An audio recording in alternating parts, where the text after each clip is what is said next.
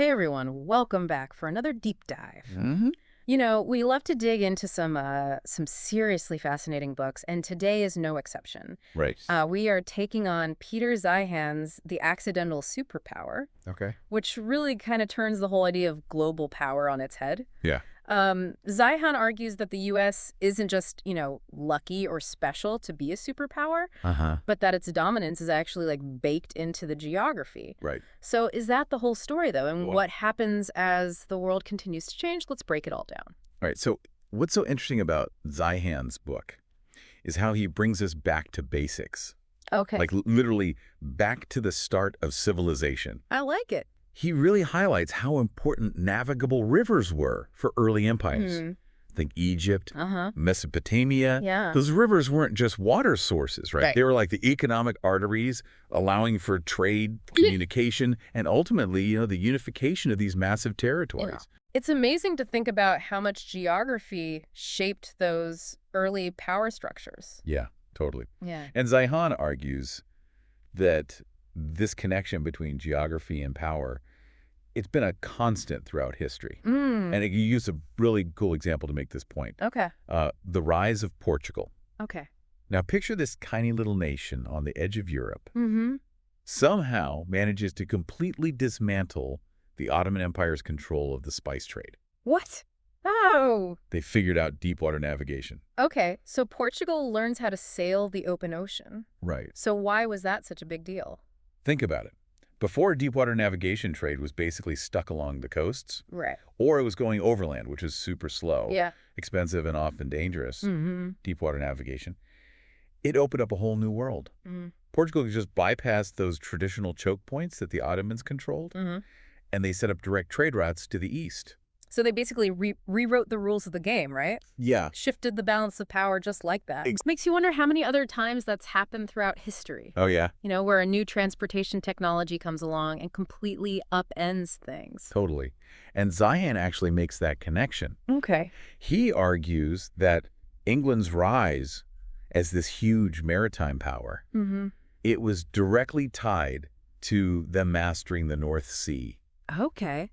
Now, you might think those crazy treacherous waters would be a disadvantage, Right. but actually, it forced the English to build incredible ships Uh-huh. and become master navigators. It's kind of counterintuitive, isn't it? Yeah. Their challenging geography actually became the key to their global dominance. So it's like it forged them in fire. Yes. Exactly. And this leads us to another massive turning point, industrialization. Mm. Suddenly, being landlocked wasn't such a big deal anymore. Okay. Rail networks could now connect those areas to the rest of the world Right. and unlock all this economic potential that was just sitting there. So even as technology changed, geography was still super important. Oh, for sure. But the rules of the game were constantly evolving. Always. And it was during this time, during industrialization, that Zeihan argues the U.S. really starts to become a powerhouse. Right. And he describes the U.S. as basically inheriting this perfect set of geographical advantages. Like what? Well, for one, think about the Mississippi River system. Okay. This insane network of navigable waterways that essentially unified the whole interior of the country. Hmm. Trade and economic development just exploded. Wow. And it wasn't just the rivers. Okay. The U.S. also had these natural buffers, Mm-hmm. deserts and mountains separating them from Mexico and Canada. Yeah. Gave them this incredible level of security that hardly any other nation had. Right. They weren't constantly worried about being invaded, Makes sense. and that allowed them to just focus on developing internally. So this combination of geography plus industrialization sets the stage for the U.S. But Zeihan says it wasn't just luck.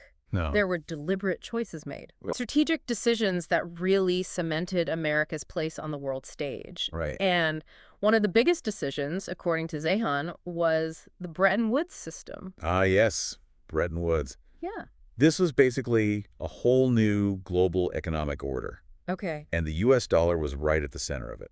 Hmm. The U.S. basically said, hey, we'll safeguard global trade with our awesome Navy. Uh-huh. So other countries could rebuild after World War II, Right. and they wouldn't have to spend a ton on their own defenses. Sounds pretty generous. It was, but there was a catch. Okay. So the U.S. was providing security, which isn't cheap. Right. But they got something out of it too, right? Oh, yeah. They got access to global markets and all the resources that come with it. Hmm. This also solidified the U.S. dollar as the world's reserve currency. Right. Basically cemented American economic power. Wow. But Zeihan points out this might not be sustainable forever, right? Not necessarily. And that's where the whole accidental superpower idea starts to fall apart. Exactly. Because if the U.S.'s dominance was built on this system, What happens when that system starts to break down? that is the million-dollar question. And it brings us to another key factor Zeihan talks about, demographics. Oh, yes. The demographic time bomb. I remember reading about that. Yeah. Sounds kind of scary. Well, it is. Zeihan argues that all these developed nations are facing a demographic crisis. Yeah. Aging populations, shrinking workforces, and a ton of economic uncertainty. He uses Japan as a particularly stark example. I remember him talking about Japan's population pyramid. Right. Like it's almost upside down. Yeah, way more elderly than young people. And he paints this picture of a future where tons of people are reliant on feeding tubes and constant care. It's pretty intense, and it really makes you think about the societal and economic impacts of that. Yeah, and he's clear that this isn't just a Japanese problem. Right. It's a global trend. And it's going to have huge consequences for economic growth and stability everywhere. And it's not just about aging populations either. What else? It's also about shrinking workforces. Fewer young people entering the workforce means slower growth, Makes sense. less innovation, and a bigger burden on social safety nets. Paints a pretty bleak picture, doesn't it? It does. But right in the middle of all this, Zeihan throws in a curveball. The shale revolution. The shale revolution. How does that fit into all of this? Zeihan sees it as this wild card. It could be a total game changer for the U.S. Okay. Remember all those concerns about the U.S. declining and other nations filling the void? Yeah, the whole world in chaos scenario. Right. Well, Zeihan argues that the shale revolution could completely change that trajectory. Oh, really? It has the potential to revitalize the American economy and make them less reliant on global energy markets. So instead of fading away, the U.S. could actually become even more powerful. It's possible. And Zeihan's personal experience with the shale revolution seems to have really affected him. He talks about flying over the Eagle Ford shale basin in Texas at night. Okay. Seeing this massive expanse all lit up by natural gas flares. That sounds kind of like a sci-fi movie. It was a real aha moment for him. The sheer scale and potential of shale just hit him. So he thinks it could reshape energy markets worldwide, help the U.S. become energy independent, even power new technologies like 3D printing. Exactly. Okay, so we've got the decline of Bretton Woods, the looming demographic crisis, and this unexpected rise of shale. How does it all come together? Right. How do these forces collide and shape the future of American power? That's what we'll dig into the next part of our deep dive. Stay tuned, folks. Okay, so it sounds like the world's about to go through some massive changes. Yeah. The U.S. might be stepping back from its role as like the global police. What happens then? How does Zeihan see this new world order actually shaking out? Well, he thinks we're going to see a return to a more regionalized world. Okay. As the U.S. disengages, power kind of spreads out. Competition gets more intense, and all these old rivalries, they start popping up again. Makes you wonder who the winners and losers will be in this new landscape. Right. And Zeihan actually breaks the world down into 6 categories. Okay. But for now, let's just focus on some of the key players. Sounds good. He seems really interested in the future of North America. Makes sense. It's their own backyard. Right, exactly. He predicts that the U.S., Canada, Mexico, and maybe even some Caribbean nations will form this even tighter economic and security bloc. Like a fortified neighborhood. Yeah. The U.S. realizes they can't police the whole world. Right. So they're doubling down on their own region. But he also mentions bringing Cuba into the fold. Why is that? Zeihan says it's all about location. Okay. Cuba basically controls access to the Gulf of Mexico. Right. And in a world where the U.S. is focused on their own security and energy independence, having a potential enemy right there on their doorstep is just not going to fly. So it's not just about economics, it's about controlling those vital sea lanes. Exactly. What about beyond North America, though? What does Zeihan's crystal ball show for Europe? Ooh, good question. He wasn't super optimistic about Europe's future, was he? No, not really. He thinks the Eurozone, which is already struggling, is probably going to fracture even further. Wow. And at the heart of this whole thing is Germany. Germany's always been an economic powerhouse. Right. But why does Zeihan see them as a potential problem? Well, he points to their history. Okay. Germany has a long history of dominating Europe, Right. and that hasn't always been peaceful. Mm. As the U.S. steps back, those old tensions could easily flare up again. Like that saying, history doesn't repeat itself, but it often rhymes. Exactly. So we've got a stronger Germany, a weaker Europe overall, and the U.S. withdrawing from the scene. Mm-hmm. Where does Russia fit into all this? This is where things get really interesting. Okay. Science says Russia is going to get more aggressive on the world stage. Really? But isn't Russia already kind of struggling? That's exactly what makes them so dangerous. They're a declining power, and they might start taking desperate measures. Yeah. He points to their history of expansionism. Mm-hmm. And he thinks as things get worse internally, they're going to revert to those old patterns. So like a resurgence of Russian imperialism, but where would they go? He sees them pushing into Ukraine, Okay. the Caucasus, maybe even Central Asia. Wow. These are all places that were historically in Russia's sphere of influence. Right. And as their grip on power weakens, they might try to grab them back. Sounds like a recipe for conflict, especially if the U.S. isn't there to keep things in check. Yeah, it's a real concern. What about China, though? Oh, yeah. China, everyone keeps saying they're the next superpower. Right. But Zeihan actually isn't so sure about that. Really? He's pretty pessimistic about their long-term chances. That's surprising. They've had incredible economic growth. They have. But Zeihan says it's all built on shaky ground, unsustainable debt, demographic problems, and deep internal divisions. Like a house of cards. Exactly. And he thinks as the U.S. disengages and the global economy shifts, China's going to struggle to keep up. Their problems are going to get worse, maybe even lead to unrest and less power abroad. So Europe's fragmenting, Russia's on the move, and China's facing a ton of uncertainty. It's a pretty chaotic picture, right? Yeah, it is. What about the rest of the world, though? Right. All those countries that aren't major powers but still matter. Exactly. Zeihan looks at places like Africa, South America, and Southeast Asia. He analyzes how they might be affected by this whole geopolitical shakeup. Okay. And that's actually where we'll pick up in the next part of our deep dive. Stay with us, folks. We've really gone deep, haven't we? Yeah, we have. From empires rising and falling to this whole new world order taking shape. Right. It's a lot to wrap your head around. It is. But like they say, the devil's in the details. Yeah. So let's zoom in on some specific places. Okay. See how Zeihan thinks this new world's going to actually play out. Right. One area he really dives into is the Middle East.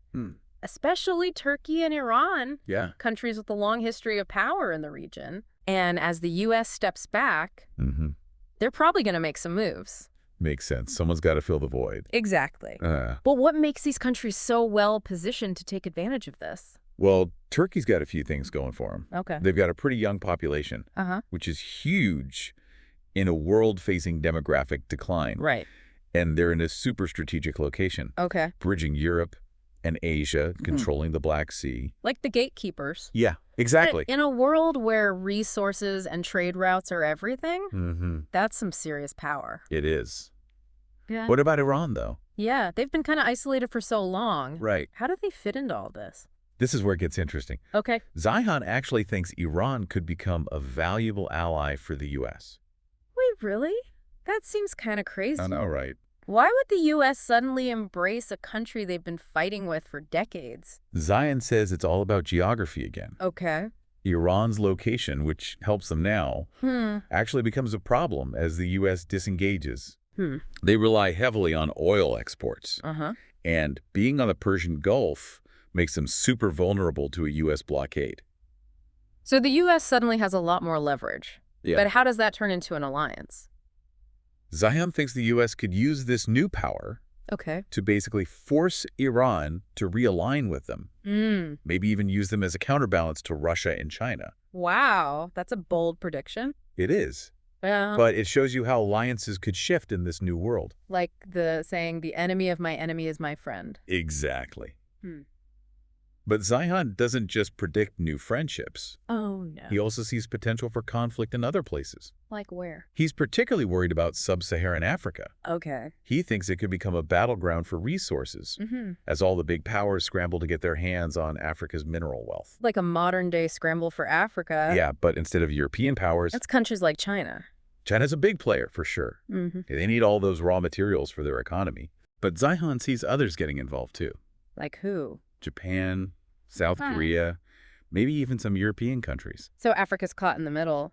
Yeah. Yeah. And there's a real risk of this competition turning into conflict. Right. Not just between the outside powers. But between African nations themselves. Exactly. And Zeihan thinks those existing tensions and rivalries are going to get even worse. Maybe even lead to war. It's a scary thought. It is. But Zeihan does see some bright spots, too. Good. Countries that could actually thrive in this new world order. Like it. He's surprisingly optimistic about Mexico. Really? Yeah. He says they have a young, growing population. Okay. They're right next to the U.S. And thanks to shale, they have cheap energy with the right policies. He thinks they could become a real economic powerhouse. Interesting. So even with the U.S. pulling back globally. Yeah. Their influence in North America is still huge. For sure. But it's not just about Mexico benefiting from the U.S. What else? Zeihan thinks the U.S., Mexico, and Canada could form a much deeper partnership. He even mentions a North American Union. Wow. This totally integrated economic and security bloc. A united front. Yeah, one that could compete with any other power in the world. So it's not all doom and gloom. No, definitely not. There are opportunities out there for those who can adapt. Right. As we wrap up our deep dive into the accidental superpower. Yeah. I keep coming back to this one question. What does it all mean? Well, Zeihan doesn't claim to know everything. Right. The future's always unpredictable. Exactly.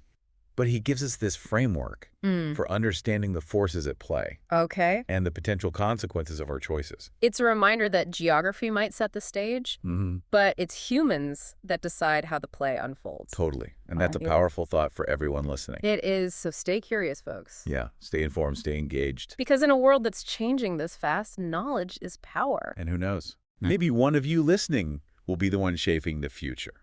Thanks for joining us for another deep dive. See you next time.